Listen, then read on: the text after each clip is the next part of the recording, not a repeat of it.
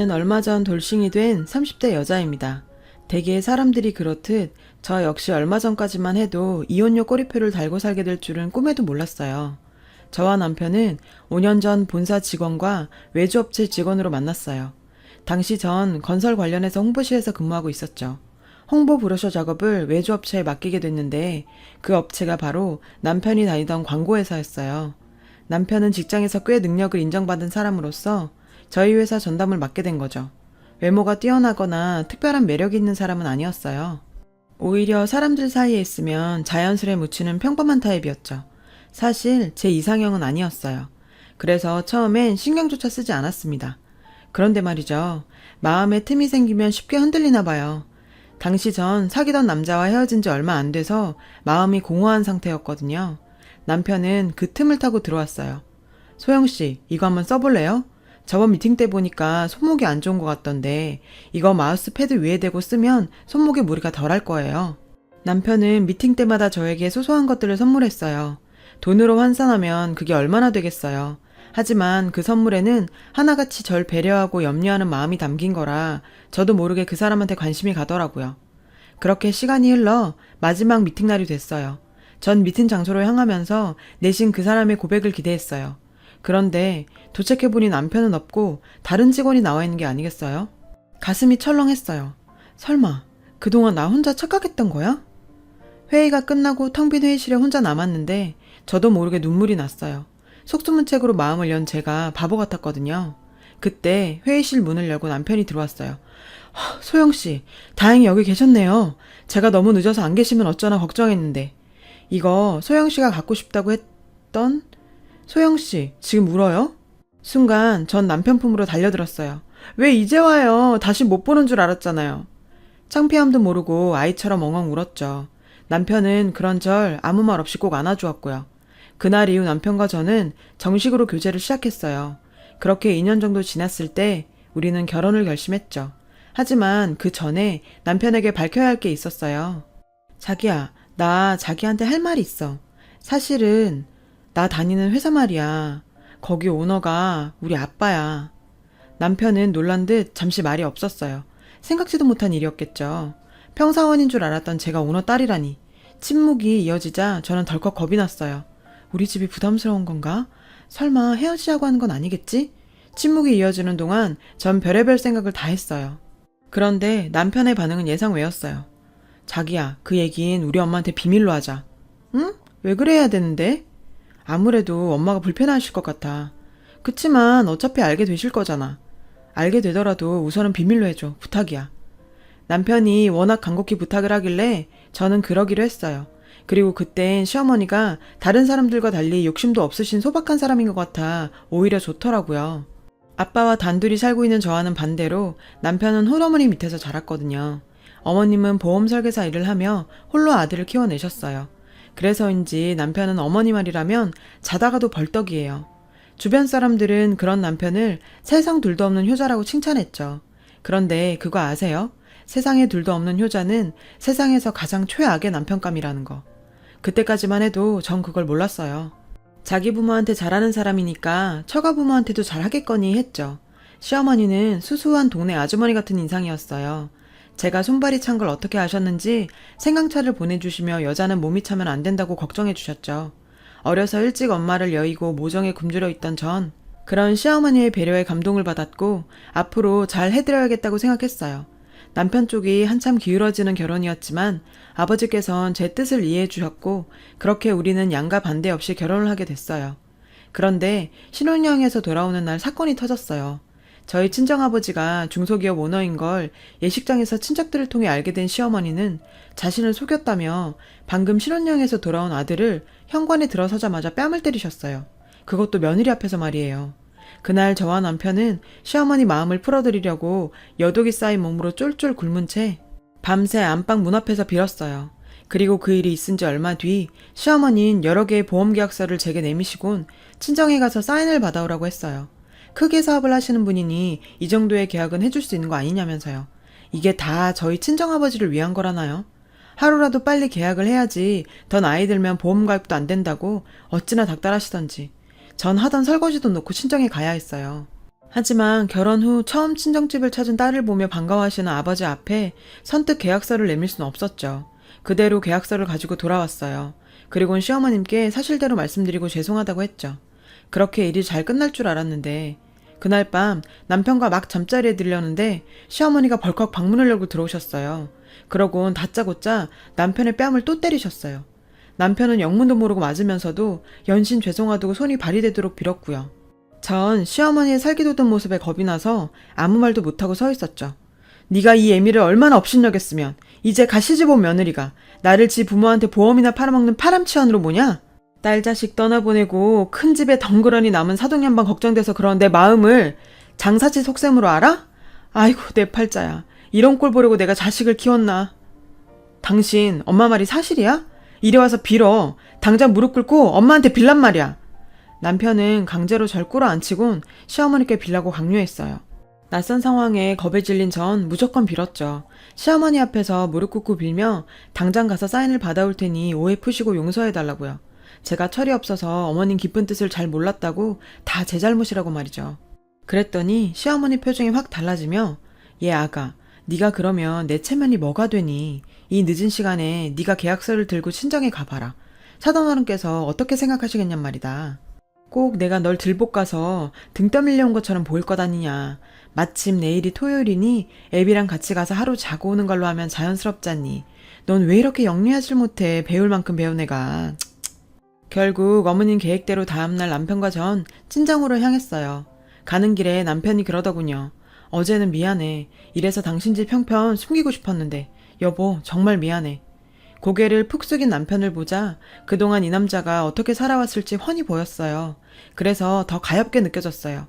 친정아버지인 저희 내외가 하루 지내러 왔다는 말에 무척 기뻐하셨어요. 그런 아버지 앞에 전 수십 장에 달하는 보험 계약서를 내밀었죠. 아버진 아무 말 없이 사인해 주셨어요. 어찌나 죄송한지 전 고개를 들 수 없었죠. 그러지 마라. 안 그래도 보험을 몇 개 들어둘 생각이었다. 사돈께서 이렇게 신경 써주시니 오히려 고맙구나. 감사 인사 전해드려라. 그렇게 저희 친정아버지로부터 다량의 보험 계약을 따낸 시어머니는 한동안 별 문제 없이 잘해주셨어요.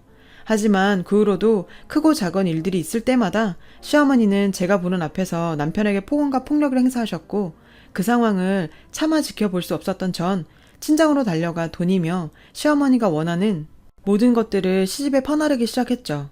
그런 악순환은 얼마 전까지도 이어졌어요. 그런데 전 세계 경제 불황으로 환율이 요동치면서 주로 수입 자재를 사용하는 저희 아버지 회사가 휘청거리기 시작했어요. 아버지께선 자신 소유의 부동산과 증권을 정리해 하청업체에 대금을 지불하고 직원들 월급부터 챙기셨죠. 하지만 이미 기울어진 회사는 회생 기미가 보이지 않았어요. 그래도 끝까지 회사를 살려보려 사방팔방으로 뛰어다니시던 아버지는 음주운전 차량에 치여 교통사고를 당하셨습니다. 아버지 의식이 돌아오기도 전 회사는 결국 다른 업체에 넘어가 버렸어요. 회사를 살려보려 수십억 자산도 쏟아부었던 아버진 결국 깨어나지 못한 채 세상을 떠나셨고요. 그렇게 전 한순간에 고아가 되었어요. 경찰서에서 조사하는 과정에서 아빠의 이야기를 들었어요. 회사가 어려워진 후 아빠의 수고는 제가 상상하던 이상이었습니다. 아빠는 그런 상황을 저한테까지 상세히 알리지 않으셨죠. 저 사느라 바빠서 그런 아빠의 상황도 잘 몰라 돌봐드리지도 못했는데 제 탓인 것만 같아 살고 싶지 않았고 그렇게 먼저 가신 아빠가 보고 싶기만 했어요. 장례는 다행히 회사분들이 도와주셔서 큰 문제 없이 치를 수 있었어요. 그런데 저와 슬픔을 나누고 함께 상주 노릇을 해야 할 남편이 꽃배기도 보이지 않는 거예요. 전화도 꺼진 채 말이죠. 저와도 연락이 되지 않은 남편 소식을 시어머님이 알고 있더라고요. 남편이 급하게 회사 일 때문에 출장을 갔다며 곧 올 거라고 하셨죠. 저녁이 돼서야 뒤늦게 나타난 남편은 검정이 아닌 흰색 계열의 정장 차림이었어요. 화려한 색의 타이까지 매고요. 제가 선물한 정장이었고 디자인도 자기 스타일이고 옷감이 부드럽고 좋다며 평소 남편이 좋아하는 옷이긴 했습니다. 그래서 장례업체 측에서 검은 양복을 대여해 입긴 했지만 내심 찜찜했죠. 하지만 신경을 오래 쓸 겨를이 없었어요. 무사히 아버지 장례를 마치고 집으로 돌아온 전 식음을 전폐하고 누워 있었어요. 너무 울어서 그런지 정말 온몸이 맞은 것처럼 아팠어요. 그런 상황에선 제가 살림을 돌보지 못하니 어머님이 집에 같이 계셨어요. 평소 같으면 제가 아픈 꼴도 못 보시는 시어머니지만 상황이 상황인지라 별 말씀 안 하시더라고요. 정신없이 누워있다 목이 말라 물을 마시러 주방으로 나왔어요. 그런데 방에서 통화 소리가 들리는 거예요. 며느리, 내쫓아야지. 없어, 개털이야. 부자가 망해도 3년은 간다는데 이건 뭐. 그건 그렇고 저번에 우리 아들 선본 거 말이야. 그쪽에선 왜 말이 없어? 맘에 든대? 애들은 이번 주말에 만나기로 했다더라고. 아유, 걱정 마. 곧 이혼 서류에 도장 찍어. 지가 부모가 있어, 돈이 있어. 그쪽 집에 신경 안 쓰게 내가 싹 정리해 둘게. 이번 혼사만 잘 되면 옷이 문제야. 명품백도 하나 사준다 내가. 그러니까 제가 친정아버지 장례 지내는 동안 남편이란 작자는 시어머니랑 짜고 선을 보러 나갔던 거예요. 그날 장례식장에 입고 왔던 굳이 제가 사준 그 양복을 입고 말이죠. 사람의 탈을 쓰고 어떻게 이럴 수가. 시어머니는 원래 그런 사람이라고 쳐도 어떻게 3년을 살을 썩고 살아온 남편이 저한테 이럴 수 있죠? 생각 같아선 당장 안방에 뛰어들어가 시어머니랑 단판을 짓고 싶었지만 그래봤자 저한테 좋을 건 없겠더라고요. 어차피 이렇게 된 거 제대로 준비해서 못돼 처먹은 모자한테 한 방 먹어야겠다는 생각뿐이었어요. 주말이 되자 남편은 거래처와 약속이 있다며 외출 준비를 했어요. 정말 신경 써서 옷을 입고 평소 잘 쓰지도 않던 향수까지 뿌리고 말이죠. 한편으로 남편이 가엾다는 생각도 들었어요. 저런 어머니를 만나지 않았다면 이 남자도 행복한 가정을 꾸리고 살 수 있었을 테니까요. 그리고 얼마 뒤 제가 뒷조사를 의뢰한 심부름 업체에서 연락이 왔어요. 업체로부터 받은 USB 속에는 남편과 맞선녀가 데이트하는 모습이 담겨 있었죠. 사진 속 남편은 저와 연애할 때처럼 배려심 넘치고 자상한 모습 그대로였어요. 이상했어요. 너무 자연스러웠거든요. 강요에 못 이겨 나간 사람이라고 느껴지지 않을 만큼. 아니나 다를까 남편을 미행했던 업체 직원도 남편의 행동이 시어머니의 강요로 보이진 않는다고 하더라고요. 현재 남편과 맞선녀는 진지하게 혼담이 오고 가는 사이로 이미 상견례 날짜까지 잡혔다고 했어요. 약간의 추가금을 더 낸다면 상견례장 내부에 녹음기를 설치해 줄 수 있다고요. 하지만 현행법상 당사자가 포함되지 않은 녹취는 재판에서 유효하게 사용될 수 없으니 잘 생각해보고 결정하라더군요. 전 서둘러 전화를 끊었어요. 미칠 것 같았어요. 내 남편도 우리가 함께했던 시간도 그 어느 것도 이젠 믿을 수 없게 됐으니까요. 생각해보면 결혼 전 저를 딸처럼 대해주셨던 거나 남편에 대한 시어머니의 욕설과 폭력 등 이 모든 게 다 연극이었던 거예요. 절 자신들 뜻대로 몰아가려는 의도된 연출이요. 그동안 날 기망하고 내 아버지 재산을 곶감 빼먹듯 빼먹은 이 땡만도 못한 것들. 당장이라도 죽여버리고 싶다는 생각뿐이었어요. 하지만 그러기 위해선 일단 참아야 했죠. 그리고 디데이가 됐어요. 시어머니와 남편은 점심 약속이 있다며 각각 핑계를 대고 집을 나갔어요. 전 미리 정리해둔 짐가방을 들고 집을 나섰죠. 그리고는 신사동 근처의 한정식 집으로 향했어요. 그것도 우리가 결혼 전 상견례를 했던 곳이에요. 로비에서 남편 이름을 대고 남편 이름으로 예약된 방을 안내받았어요. 그 방에 문을 열고 들어가 보니 상견례가 한창 진행 중이더군요. 남편과 시어머니는 절 보자 귀신을 본 사람처럼 놀랬어요. 어머, 어머니, 여기서 뭐 하세요? 여보, 당신은 또 여기 왜 있어? 거래처 약속 있다더니 이분들이 거래처 분들이야? 근데 분위기만 봐선 꼭 총각 행세하면 상견례라도 하는 것처럼 보이네. 안 그래요, 어머님? 제 등장에 상견례장 분위기는 엉망이 됐죠.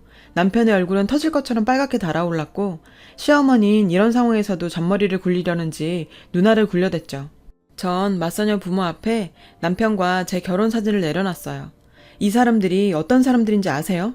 중소기업 사장 딸인 저랑 결혼해서 우리 집 돈 다 빼먹고 제 아버지 돌아가시자마자 며느리 내쫓고 세장가 들려는 인간 말종들이에요. 그러니 따님 신세 망치기 싫으시면 지금 돌아가시는 게 좋을 거예요. 맞선녀 측 부모는 모자를 향해 쌍욕을 퍼붓곤 딸을 데리고 방을 나갔어요. 그러자 남편이 본색을 드러냈죠. 미련한 곰인 줄 알았더니 백년 묵은 여우였네. 그래, 이왕 이렇게 된 거 다 얘기하지 뭐. 나 네 아버지가 뭐 하는 사람인지 알고 일부러 너한테 접근했어. 그래서 뭐? 알고 보면 나도 피해자야. 니네 집 재력 누리며 평생 떵떵거리고 살려고 했는데 망해버리네. 아니, 장인어른도 그래. 회사가 휘청하면 내 돈부터 챙겨야지. 그걸 회사에 꼬라 박아? 제정신이 있냐고. 그러니 바닥에서 죽지. 뭐? 말 다 했어? 거지근성 못 버리고 처가에 빌부터 살려는 주제. 그 더러운 입으로 감히 우리 아빠를 들먹여? 돈 앞에서 천박하게 어쩜 네 엄마랑 똑같니? 모자지간 아니랄까봐. 재활용도 안 되는 이 쓰레기 같은 인간아. 얘, 너 미쳤니? 머리가 어떻게 된 거야? 끈 떨어진 연주제에 어디서 까불어? 불쌍해서 봐주려고 했더니 아주 눈에 뵈는 게 없지? 글쎄요. 누가 불쌍해요? 모르시나 본데 당신이 우리 아빠한테 강매한 보험 그거 수령액이 얼만지는 아세요? 주말 사망 특약이니 뭐니 옵션을 얼마나 걸어놨던지 보험료 많이 나간 만큼 지급액도 상당하더라고요. 그렇게 돈 좋아하시는 분이 어떻게 보험금을 놓치셨대요? 눈앞에 돈 쫓느라 정작 큰 건 못 보셨나 봐요. 어머니, 암튼 어머님이 크게 설계해 주신 덕분에 17억 받았어요, 저. 뭐? 17억? 너 설마 그 돈을 혼자 쓰려는 건 아니지? 나 아니었으면 그런 큰 돈 어림도 없다 너. 얘 아가, 세상에 너한텐 가족이라고는 우리밖에 더 있니. 지난 일은 지나가게 하고 우리 앞으로 일만 생각하자. 서운한 게 있었다면 마음에 담지 말고 풀어. 내가 다 받아주마. 정말요? 안 그래도 제가 너무하는 거 아닌가 걱정했는데 어머님께서 그렇게 말씀해 주시니 마음 놓고 풀게요. 저 이제 어머니 며느리 그만할래요. 저 사람이랑 이혼할 거고요. 위자료 소송도 할 거예요. 그래서 당신들이 나한테 한 짓 하나도 빼놓지 않고 돈으로 쳐서 받을 거예요. 증거는 있고 뒤밟은 사진 몇 장으로 위자료가 가능해? 아, 그래서 준비했어요. 여기. 오늘 이 자리에서 있었던 모든 내용이 담긴 녹음기예요. 제 목소리까지 생생하게 담겼으니 증거 채택에도 문제 없겠네요. 그리고 저 이미 소송도 걸었어요. 아빠 회사 고문이셨던 김 변호사님이 그러시는데 이런 상황이면 이혼 위자료는 물론 저희가 아빠한테 회사 차린다고 빌려간 돈이랑 시어머님이 시시때때로 빌려갔던 급전까지 다 받아낼 수 있다고요. 저희 아빠가 사업가는 사업가였더라고요. 그동안 당신한테 빌려준 사업 자금, 어머니께서 빌려가신 급전까지 하나도 빠짐없이 장부에 기록해 놓으셨더라고요. 빼도 박도 못하게 말이에요. 어머니, 저 이 정도는 해도 되죠? 결국 시어머니는 뒷목 잡고 쓰러지셨고 그 와중에도 남편은 혼자 살겠다고 제 앞에서 무릎을 꿇고 설설 기더라고요. 이게 다 엄마가 꾸민 짓이라고 자긴 정말 날 사랑한다고 눈물 콧물까지 짜면서 거짓말 하는데 정말 끝까지 최악이었어요. 전 요즘 이혼 소송부터 위자료 청구 소송, 사업자금 반환 소송까지 법원 문턱이 닳도록 뛰어다니고 있어요. 하지만 3년간의 결혼 생활을 돌이켜보면 적어도 지금이 그때보다는 수백 수천 배는 행복하다고 자신해요. 며칠 후면 위자료 소송 결과가 나올 거예요. 변호사님 말씀이 액수가 문제지 승소는 걱정 말라고 하더군요. 네, 많이 받으면 좋긴 하겠죠. 하지만 그보다는 사람의 마음을 가지고 장난치는 인간들은 결코 해피엔딩을 맞을 수 없다는 걸 법원 판결을 통해 똑똑히 보여줬으면 하는 마음이 더 커요. 이렇게 사연을 적다 보니 속이 시원하면서도 한편으론 허망하기도 하네요.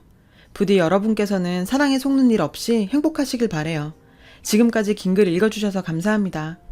여러분, 사연 댓글에 응원과 현명한 조언 부탁드려요. 좋아요와 구독은 저에게 큰 힘이 됩니다. 오늘도 좋은 일 가득하세요.